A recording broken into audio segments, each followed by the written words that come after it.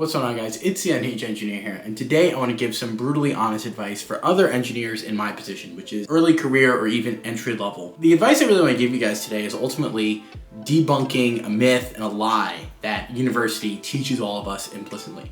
It's a mental model of how professional success works that we kind of back solve for a model of how academic success works. And if you're somebody who's gone through, especially the American education system, even into graduate education, you know that those things diverge really, really quickly. So the longer you have this kind of academic mental model of professional success in industry, in the real world, the longer it's going to significantly inhibit your ability to get the career goals that you're really looking for. And that could be any type of career goal, whether it's title, whether it's work, whether it's compensation. I really think that there's a fundamental mismatch between how most people model professional success, which they inherit from school, and how the ones who really ultimately are high agency and accomplish things they're looking to accomplish model success in industry. And that's what I want to talk about today. So if you are an early career or entry-level engineer looking for advice on how to navigate as a full-time engineer, learn all the stuff that they don't teach you in school, and sometimes they even teach you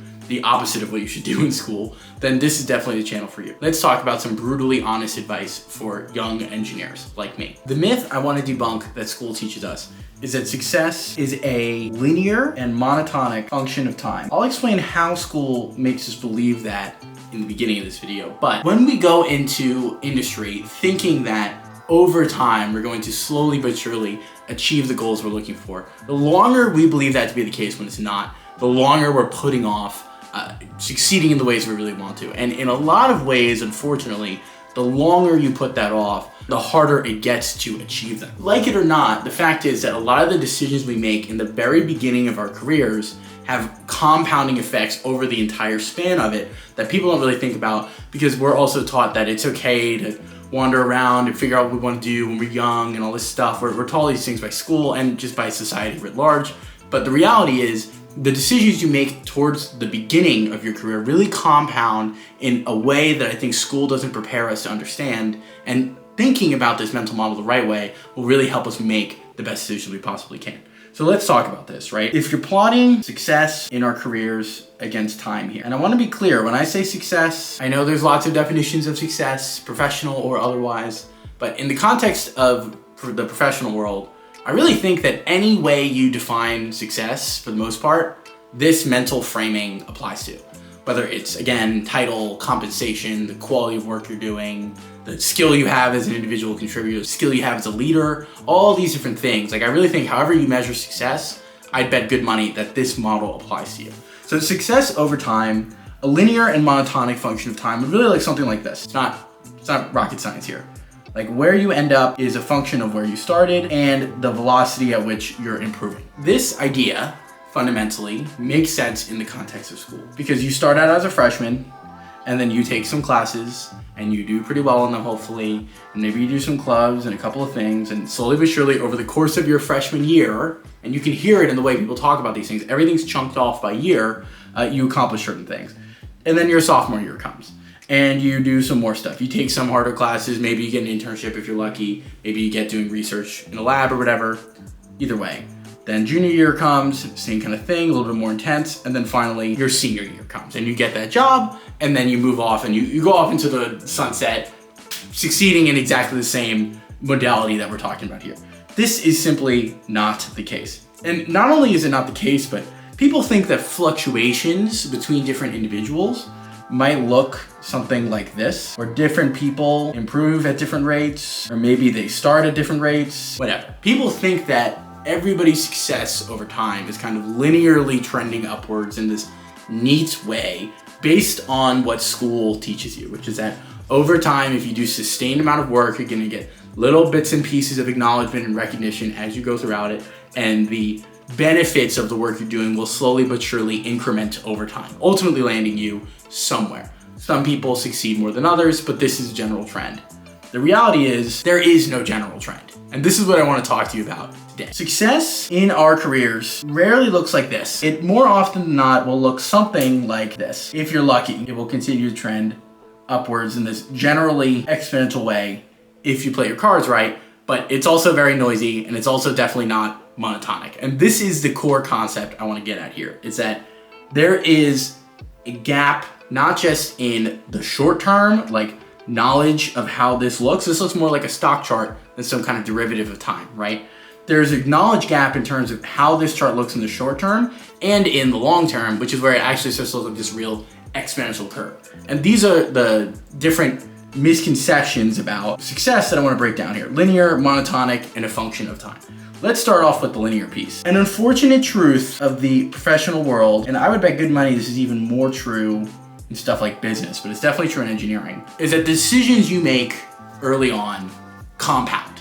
And the quicker you get shots on goal, and the quicker that you stack up these wins and gain momentum as such in your career, the longer you can let it compound. It really is this thing where it takes money to make money. People don't like to hear that. People want to think that everybody starts in the same point and then all progresses again in these general linear trends. But oftentimes we'll see people who are very, very young or make a disproportionate amount of money or have a disproportionate responsibility relative to maybe some of the other things we're talking about. And they look at these people and they like kind of get angry and they kind of get jealous.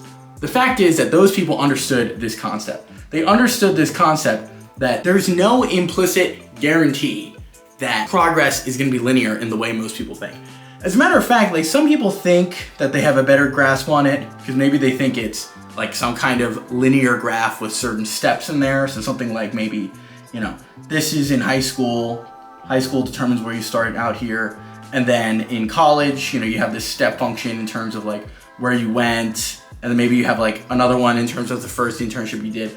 Like people, again, still think that there's this general trend upwards. And maybe there's some discrete jumps in here or jumps obviously downwards. But even this, again, I really do believe that people underestimate the power of compound interest. Compound interest is the eighth wonder of the world. Over time, the more opportunities that you stack up and the more momentum you get, it is an exponential thing. It is not a linear thing. They will stack and they will continue to run away from a lot of your peers. And the longer you go on and you watch your own, hopefully, your own success relative to other people, you will see these exponential gaps start to form because there are some people you can see there's like this large gap downwards. There are other people who are like 19 and are doing absolutely crazy amounts of work. And there's this gap in the other direction that I definitely see, right? Like you can see these kinds of divergences in terms of how people succeed in their career. So that's the first part that I want to debunk, is the idea that this is a linear thing. The reality is wins do gain momentum, and the earlier on you stack them, the more time they have to compound and the better off you'll be. Let's talk about the second one, which is this monotonic piece. So if you notice, I've been drawing these curves kind of noisy. And that's because, in our careers, just like in life, there will be up days and there will be down days. But not just on the short term, I really think that it's important to recognize that we have this kind of K-shaped job market. What do I mean by this?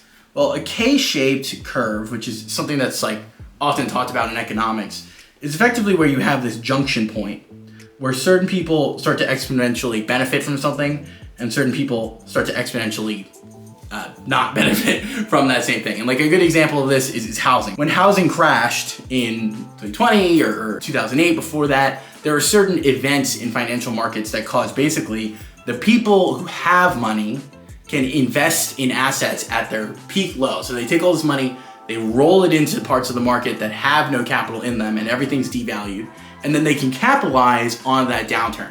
But the people who don't have any money can't capitalize on that moment. And so they just have to watch the opportunity to gain these assets fly by. But then what happens, right? Over time, because there's been so much injection of capital into this market, these things really start to run away, so much so that the people who didn't get in the beginning can't catch up, right? They just can't participate in the market and they get priced out. This has happened dozens and dozens of times throughout the history of economics. And I think that this is something that's honestly been true for a long time in terms of technical careers, but AI is making this especially true, where there are people who they really capitalize towards the beginning of their career, which in a lot of ways is that dip that we're talking about.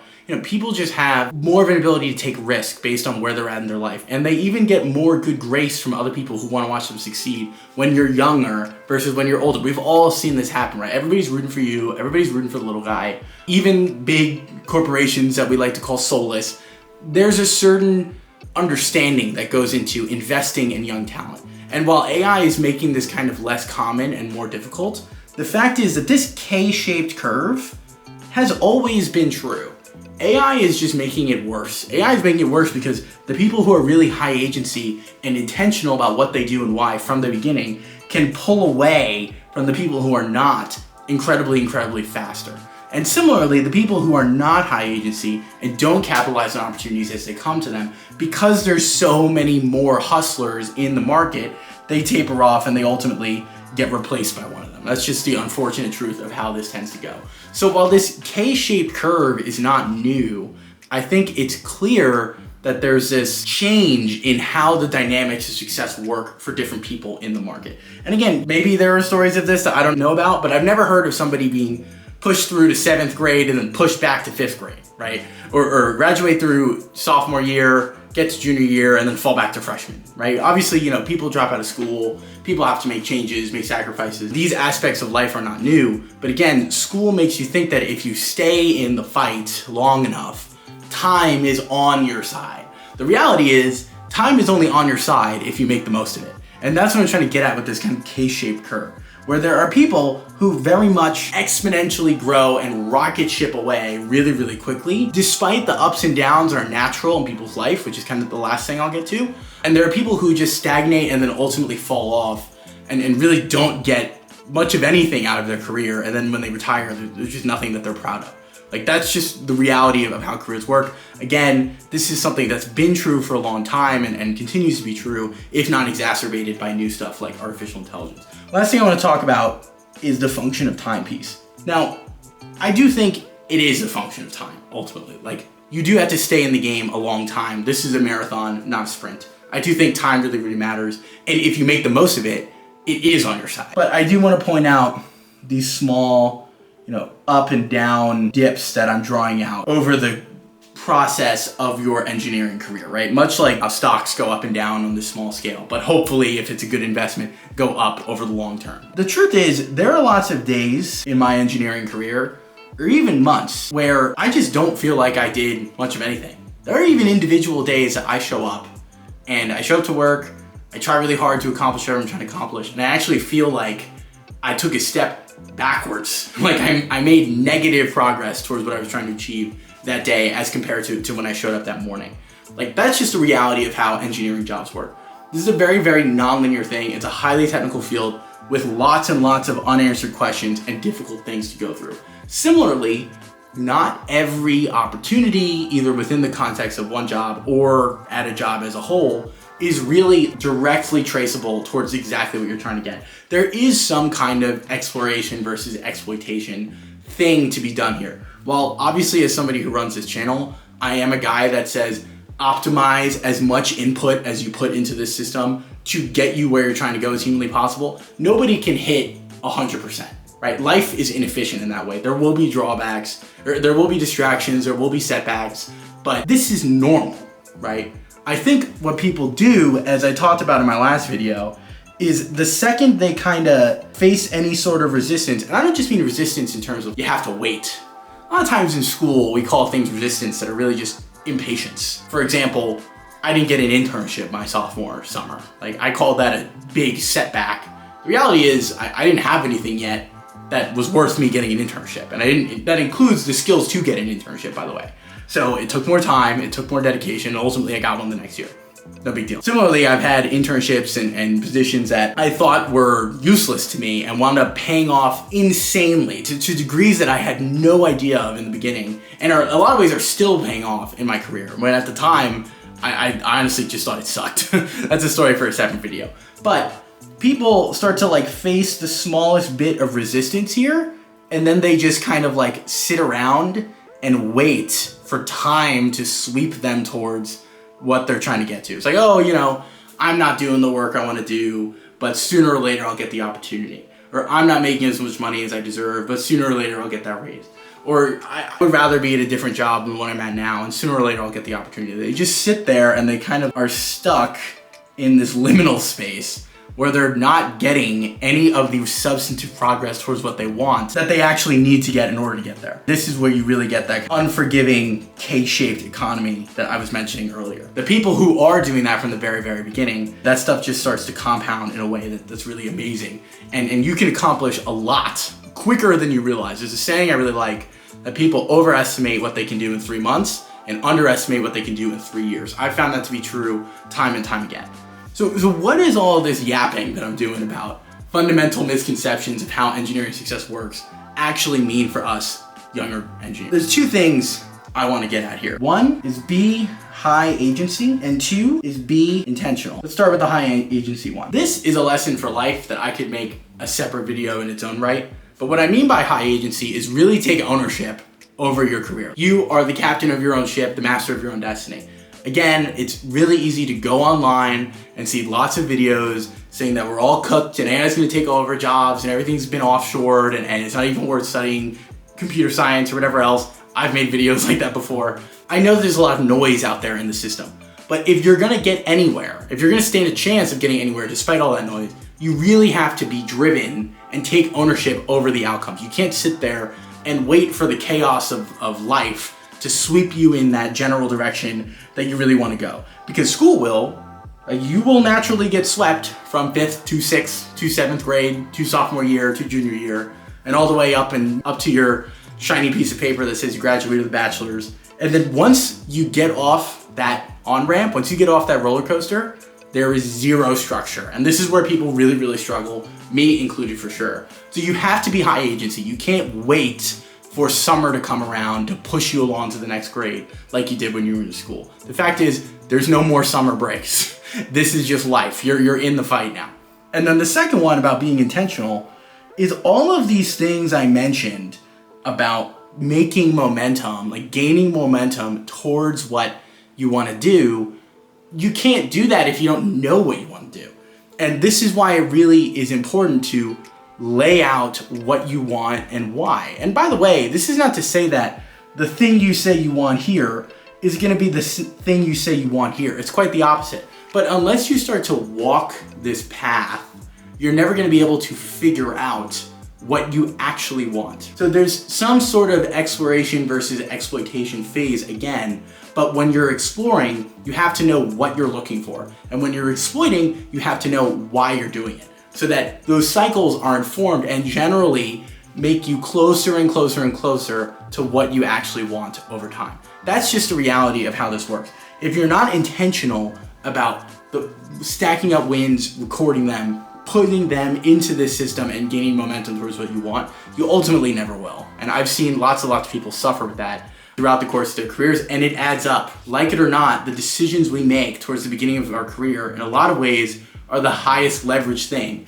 Because again, I know I said that this isn't a strictly linear function of time, but it is a marathon. And you want these decisions you've made, you want this momentum that you've gained to compound for as long as possible. And that's where you really start to pull away and see this big delta between really high performers and people who just slog along and don't get where they're trying to go. This is ultimately a harsh model of the world. There are some people who are winners and some people who are losers. But as I get older, I've just realized that it's really, really true. And I think accepting this as reality and navigating accordingly by being high agency and taking ownership over the wins that you stack, and then always keeping your eye on the prize of what you're stacking them towards and why, are the only ways to break through this noise and get this huge delta and make sure you're part of the top part of this K-shaped curve. So that's my advice, my brutally honest advice for entry-level engineers. If you like this video, I'm the Unhinged Engineer. I make professional development content for other early career professionals like myself. And if you're looking to navigate all this stuff and learn it for somebody who's going along with you through it, then this is a channel for you. Like, comment, subscribe, and I will see you next time.